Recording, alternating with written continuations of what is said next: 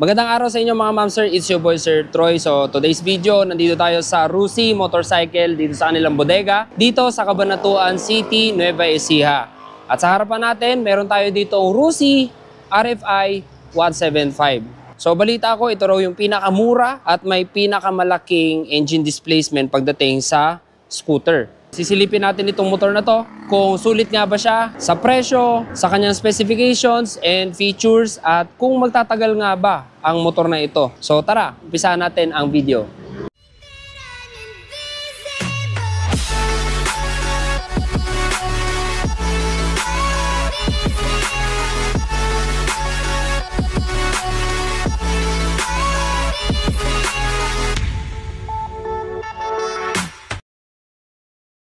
Okay, Rusi RFI 175. So ito po ay fuel injected na, may modern technology na rin, keyless, at meron na rin siyang magandang design. So bago tayo pumunta sa kanyang specifications and features, pati sa presyo, i-walk around ko muna kayo dito sa motor na to. So bago yon, i-center stand muna natin siya. Okay, so sa design niya, sporty na rin. Maganda na rin yung pagka-aerodynamic design. At yung kanyang kulay, plain lang na matte blue. Ayan, parang nga siyang two-tone eh. Nagva-violet siya sa ibang side. So, unahin natin dito sa likuran papunta sa harapan. Dito sa likuran, LED na rin siya lahat. Medyo slick lang siya pero visible naman ito. Ayan, dahil LED siya. Ganun din sa kanyang turning signals. Ayan, liit lang nyo. Yung ating tail fender, parang carbon inspired. May ilaw tayo para sa plate number. May added reflectorize para added visibility kapag nagra-ride kayo sa gabi.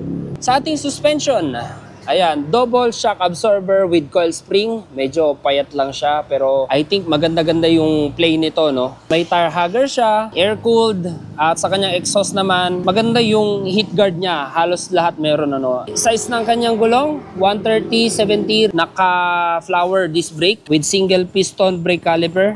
Swing arm niya, I think alloy casted, ano. So dito sa gilid, ayan, maganda yung design niya, matalim. Tapos yung RFI 175 niya na design is parang something mukhang pirma.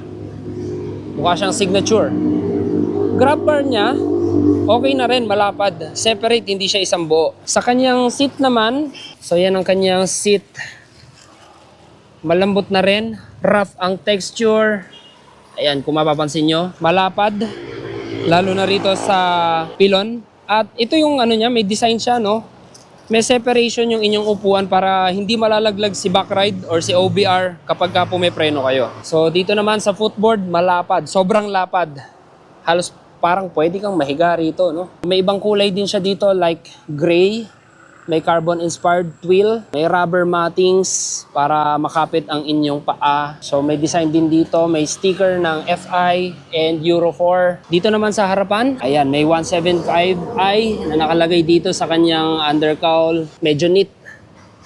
Tapos sa harapan, yung front fender niya, malapad na rin. Ayan, maganda na rin yung pagkakadesign, ano? Aerodynamic. May sticker ng combi brake, telescopic fork suspension with sleeves, protected sa mga talsik ng bato at putik. So wavy disc brakes din siya with double piston brake caliper. Ayan. At ang size ng gulong dito sa harapan ay 110/70 rim 13 din. Alloy casted yung mga mags, ganun din sa likuran. Dito naman sa harapan, meron tayong visor na adjustable. Matalim ang muka. Lahat ay LED, ano? Tapos may carbon-inspired din na fairings dito sa loob. Turning signals naman niya, LED parehas, nasa ibaba ng headlight, ano? Kumbaga nasa pisngi ng motor. Tapos meron din tayong air vent para pagpasok ng hangin doon sa loob ay malamig siya. So ito po ay air-cooled. Air-cooled po itong motor na ito. Modern technology, air-cooled, pero fuel-injected. So yun lang ang isang kulang dito sa motor na ito. Malaki yung kanyang makina pero air-cooled pa rin siya. Meron siyang side stand and center stand. So meron tayong ekstrang tapakan dito para sa pilon. Wala siyang rubber pero merong grooves yung kanyang alloy. So ito yung kanyang airbox and then yung CVT. Meron tayong kickstarter para kung mamatay or malobat ang inyong battery, mapapastart nyo pa rin ang inyong motor. So ito, additional sa pagiging practical, ano, at ito yung itsura ng kanyang ilalim. So ito po ang itsura ng kanyang control panel. So may slider siya dito na alloy, ating rear brake, may high and low beam. Andito na rin yung passing turning signals, horn, ating brake master. Sa kabila naman meron tayong hazard instead na kill switch yung nandito. Ito pala yung kill switch niya. Baligtad sila. And then yung electric starter natin. Ito po yung kanyang susi. Dalawa yung kanyang remote key. Meron pong sa loob, secret key na kung malulobat ang inyong motor at hindi nyo masusian, meron siyang manual key or mechanical key. Meron siyang answer back, unlock, and I think, lock. Dito naman, ito yung kanyang switch. Meron tayong seat button and fuel button. Meron tayong, I think, USB. Yes, USB charger port. Meron tayong side pocket. Maliit lang, I think, wallet, cellphone, kasya na rito. Pero hindi ko masyadong i-recommend dahil mababaw lang siya. And then dito, meron tayong mga design na pahirapan sungkitin kapag nililinis. May butas dito, mukhang may speaker na nakalagay dito. Yung para sa kanyang alarm. Side pocket or para sa mga fuse? Di ko lang sure. Ayan. So dito sa gilid, meron siyang extrang pocket. May wirings. Hindi ko alam kung para saan yan. Pero yan, meron siyang ganyan dyan. Sa kanya namang display panel, may plastic pa yan, pero papakita ko na lang din sa inyo bahagya. Meron siyang tachometer na analog, speedometer na analog, and other information dito sa kanyang digital panel.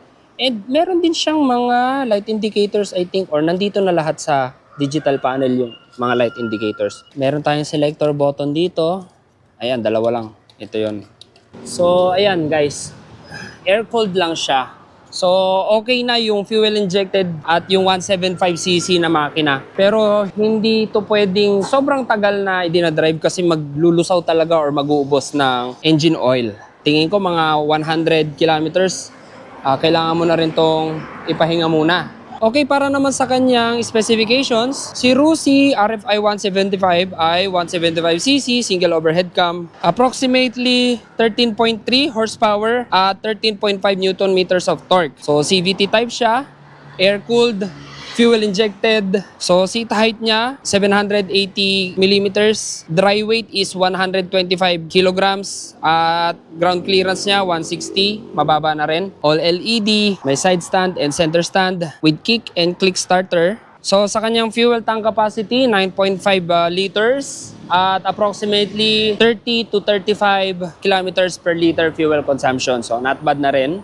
Okay na rin yun para sa isang 175cc na air-cooled. Curb weight niya, 134 kilograms. Magana rin po yun. At ito yung ating seating position, upright position lang. At ganito naman ang isang 5.6 kapag ka nakaupo sa 780mm na seat height. So tiptoe tayo pero manageable yung kanyang timbang. Hindi matigas ang T-post.